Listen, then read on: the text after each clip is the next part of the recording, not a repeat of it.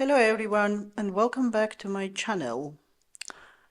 We are going to talk today about medieval Georgian embroidery, the area in the history of medieval Georgian art which is closest to my heart for various reasons. Well, perhaps because I have myself personally made a little contribution to it myself in the past, and also because it's a kind of exclusively and uniquely feminine art, at least in my culture. I guess it's in most cultures it's usually women who make embroideries, who do this kind of craft like knitting, embroidery, sometimes even sewing, but sometimes I know that some men like to do embroidery and knitting and things like that, but it's not very common, at least in my culture. So this was probably the only type of art in medieval culture in Georgia which was solely left for women to express themselves in. The pieces that they made in the past were usually ecclesiastical vestments. Well, not just vestments, but their purpose was mainly liturgical use. Like they were vestments, they were chalice covers, there were some certain things for procession, necessary for procession, or even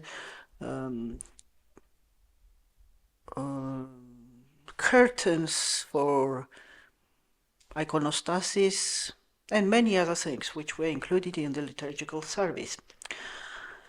Usually those women who made these embroideries, these very, very beautiful fine embroideries, they were from noble families, like the wives or daughters of rulers of different regions of Georgia.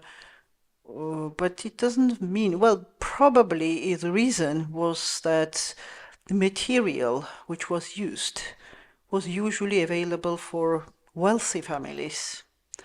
But it doesn't mean that common lay women were excluded from this. They could participate in the work of their workshops, so they were included too. Usually the materials they used were silk. The threads were silk, also goldwork, silverwork, which means that gold was beaten to the point when it was possible to release little, very, very fine and tiny, hair-like threads. And then these threads were put on top of the fabric. It didn't go through the fabric, it was left on the top, like making a bullion knot. Probably that will be the most kind of relevant equivalent which I can think of, because in Georgian we have specific words for it, like okrom kedi, zezi. Zezi means when colorful silk threads were twisted with gold thread, so that it kind of produced a glitter-like effect, and it was still a color. It is very difficult to make a chronological line of development in this field, in this area, because we are talking about fabric, about embroidery, about very delicate, gentle silk threads and silk fabrics. So obviously most of them were worn out after being used for many centuries. So lots of them are lost. The earliest one, which is kept at the museum, are these cuffs from Katri, from the monastery of Katri. Now here, these two cuffs, perhaps you know, cuffs are part of ecclesiastical vestments which bishops and priests put on their wrists, around their wrists during the liturgy. So these two, as you see, present compositions of apostles receiving Holy Communion.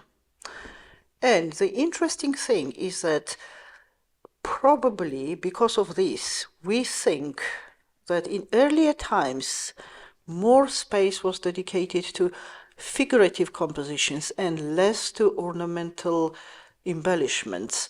Now, there is some kind of ornamental frame around these compositions here, but it's not as obvious as it was in later times. Like here, you can see these are later ones from the 7th, and these are from the 12th century here, the earliest ones. And these are from the 17th century. And you can see that here, the ornamental frame is very obvious, kind of obviously singled out, while here you don't even notice it. So it's kind of, it's almost part of the composition. It is very unnoticeable. This is one of the interesting things, that there are two types of presentations in medieval embroidery: figurative compositions and ornamental. And in later period, you will see that ornamental is actually taking over, but it's in much later times. Now, here in early times, I showed you these 12th century ones, and they are followed by this 13th century and 14th century pieces. Here you see epigonation, which is also part of the bishop's vestment, and this is epitrachelion. Also, it's very difficult to talk about the manner of embroidery because it's kind of, it's faded away because of many use throughout many centuries, and it's very gentle, very delicate, so you can't expect it to be preserved very well. Now, I want to show you also these works. Now, as I told you, most of them were made by noble families. Like, for example, this one, it was made by Tamar, but it's not the Queen Tamar. It's Tamar, who was the wife of Teimuraz II, who was the ruler of eastern Georgia in 18th century. You see the composition of taking down from the cross.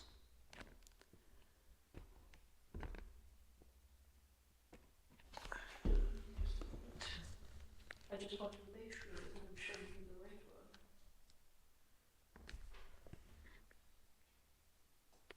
one. So it's a lamentation.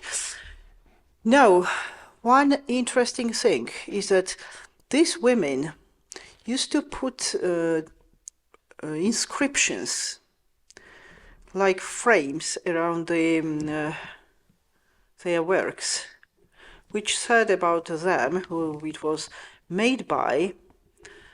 And at the same time, these frames served as a kind of ornamental decor.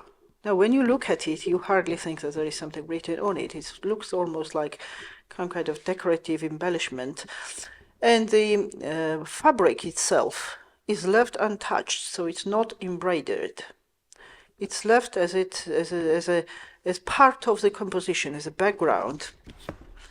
And the work here, the metal work, uses gold, as you see, and the Boolean note it's talking about is very quite obvious here.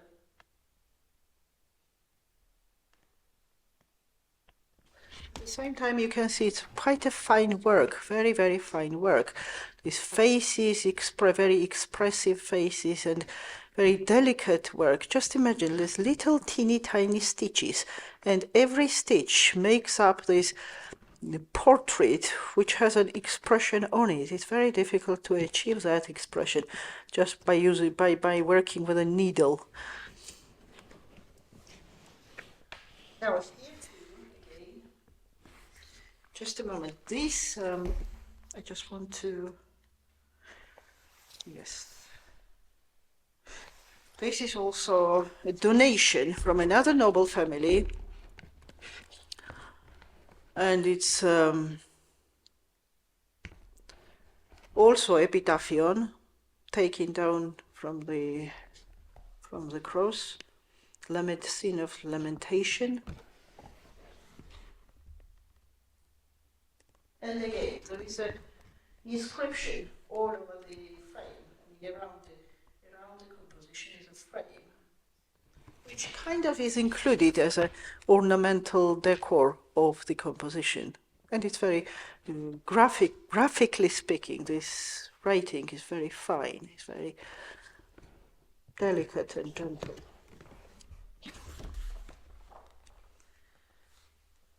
Now here you see these are part of the veils of for trellis and pattern, but they are the bigger ones, the larger ones, which go on top of the little veils, small veils.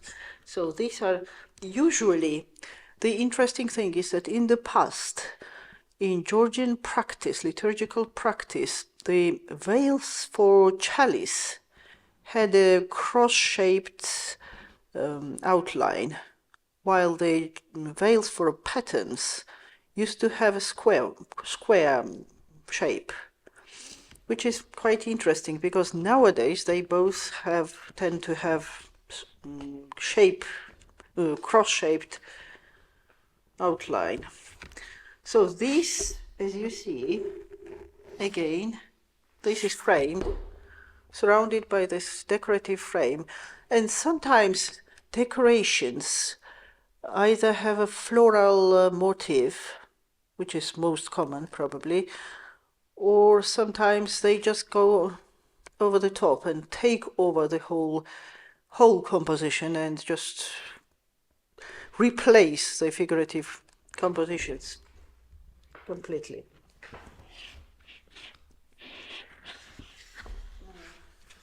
I'm sorry, I want to make sure that I know what I'm showing you. Yes, these are again patterns and chalice, like what I told you. Like the lower ones here are veils for chalices, for liturgical chalices for communion, while the top ones are the veils for patterns, the square ones. It's quite interesting.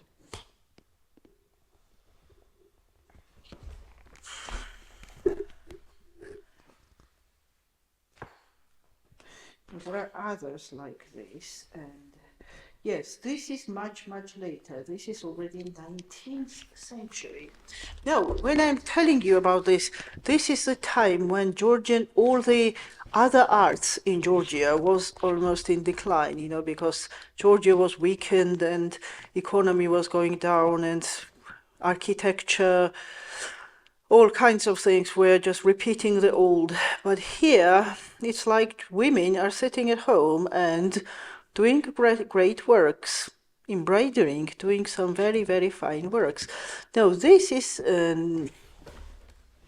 later one, 19th century, where you can see a kind of, you know, it's not as great as the previous ones. The shapes became more kind of cartoon-like, and you can even sense that some Russian influences are coming through, kind of Russian ornamental influences. Now this is an earlier one again, I think, yes, 17th century mitre, on which you see the scene from Annunciation divided in two parts. On one side, you see Archangel Gabriel, and the other side, the Mother of God. And it's quite fading away again.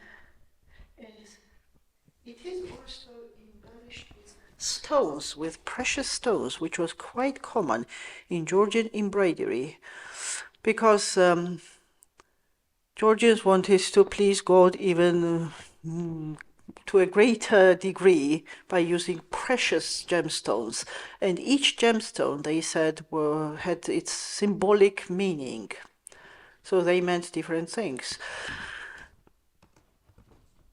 Also, I have to mention that embroidery was also a form of prayer.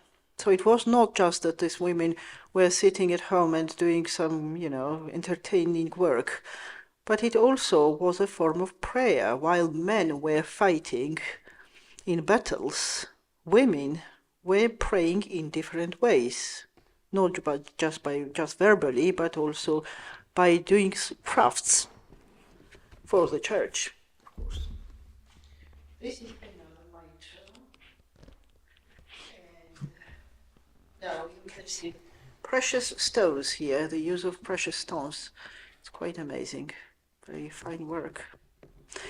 And I want to get to that where, oh yes, it's vestments also all embroidered all over. The whole area is covered with embroidery. It's quite amazing. Just imagine how much work, because this is made with little teeny tiny stitches, and just imagine how much time, energy, and material it was supposed to take. It's a lot of work, enormous work. I think it's not as appreciated as it should be. Now this is another one which is kind of more simple in a way, but at the same time, if you look at the decorations here, it's quite a lot of work again. But it's ornamental. This one is more ornamental than composition. No, I can't get to the.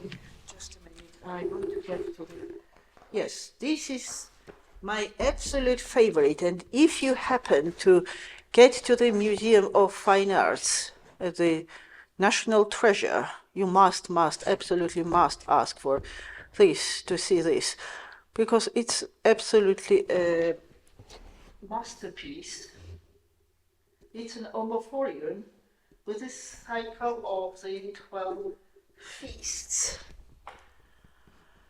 It's completely covered with this gold work and zezi, as I told you, which means that gold threads are twisted with silk threads, so that they are still colorful, produce colorful effect, but at the same time they are shining underneath because it has gold in it.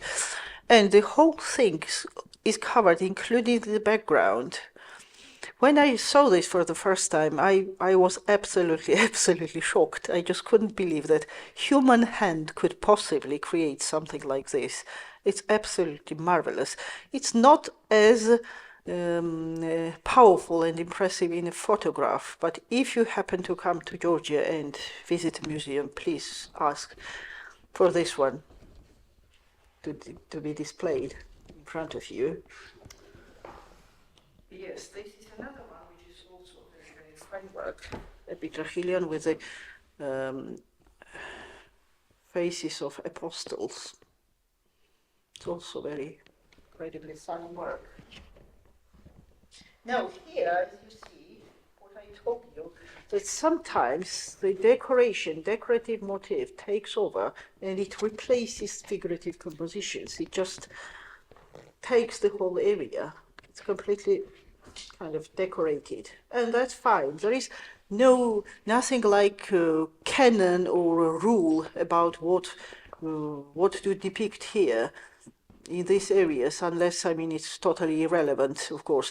Like I remember when I was embroidering veils, I was told that there are certain things you have to put on the veils for chalice and pattern, but I was free to display any feast on the bigger one, on the large one, which goes on top of the two.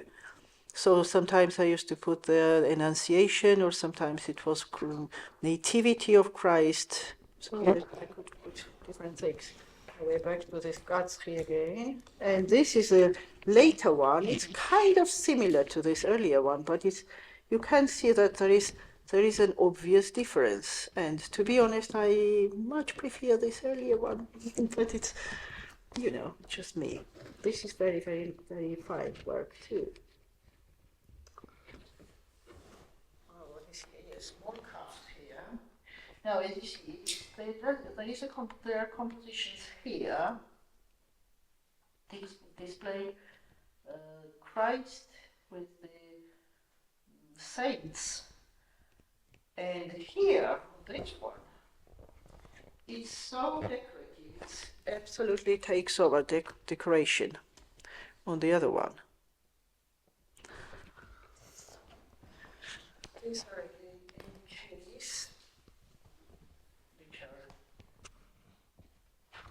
donations. Can you see that?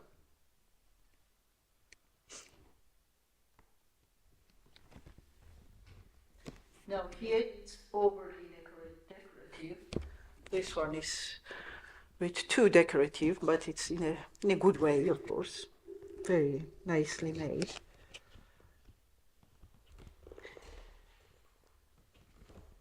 These are the bells for bishop.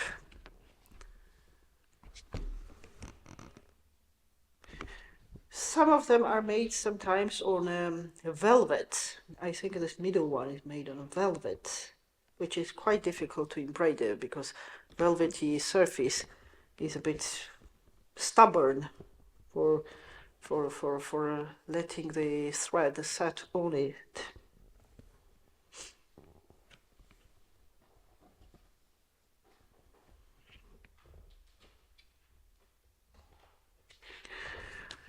And later, in the 19th century, they say that there was very little made in this area, in embroidery. We don't know why, but most probably because, well, Georgia was annexed. And but in the 19th century, in spite of these Russian influences, Georgian noble families still managed to make some contributions to the church by doing embroidery. This one you see is the cover for the grave of Saint Nino in Bodbe in Gacheti. And this one, you may think that it looks like chalice cover, but it's not. It's actually cover for a bishop's throne. You can see some very, very obvious Russian influences here. Well, later in the 19th century, unfortunately, embroidery was replaced by some mass production flooding from Russia into Georgia. And, well, it didn't do a good thing for us, obviously, but I have to say that Georgian women never stopped doing embroidery. If you go to Georgian monasteries today, there are some absolutely stunning, fantastic works created by nuns in monasteries. These women, well, nuns, but I better say, take every single stitch with prayer and with memory of the past. When I lived, well, there was time when I lived at the various convents for 2 years. During 2 years, I learned a lot. I learned embroidery, among many other things. And, well, I was spending a lot of time on working on embroideries. I used to make some chalice covers, as I told you. Sometimes I made different compositions, different feasts on top on the large ones, but I had to follow some kind of canonical structure of what goes where. And also, these compositions are either borrowed or even copied from iconography, the ones which go on this even vestments or chalice covers or epitaphion.